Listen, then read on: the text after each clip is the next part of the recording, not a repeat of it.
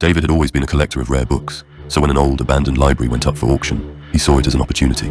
The place had been closed for decades, filled with dust-covered shelves and forgotten knowledge. To help him restore the library, he hired a small team of employees.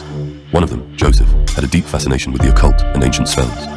He had spent years searching for forbidden texts, and when he started working in the library, he couldn't believe his luck. Because hidden among the dusty shelves, he found exactly what he had been looking for. One night, while exploring the darkest corners of the library, Joseph stumbled upon an ancient, leather-bound book. Its cover was decorated with eerie symbols, and in the center, a faintly glowing eye stared back at him. His heart pounded as he opened the book, and his breath caught in his throat when he read the title, The Ritual to Summon the Lord of Fire. Joseph knew he had to try it.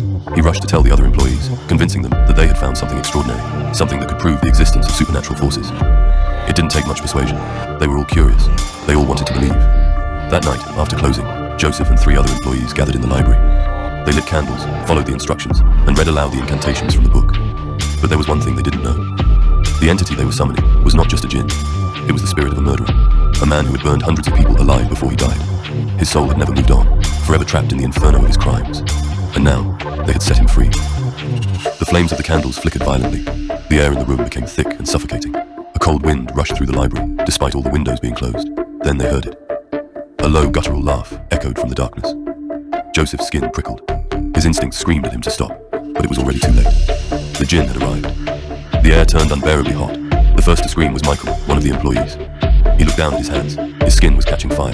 He waved his arms, trying to put it out, but the flames only spread faster. Then another scream, and another.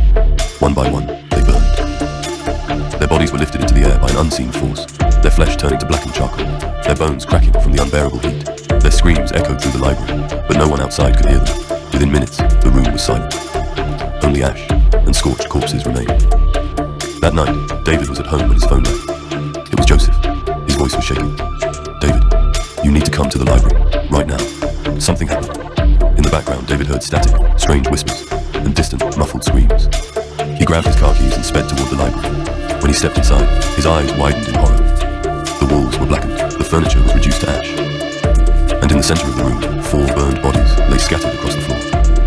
His heart pounded violently as he took a step forward. His breath was shallow, his hands trembled, and then he heard it.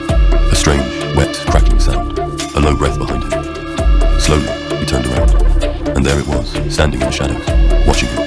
Its eyes were pure darkness. Ash fell from its open mouth, and its face was melted beyond recognition. The jinn had been waiting. And now, it lifted its charred hands toward him. David barely had time to scream before he felt it, the unbearable heat consuming his skin.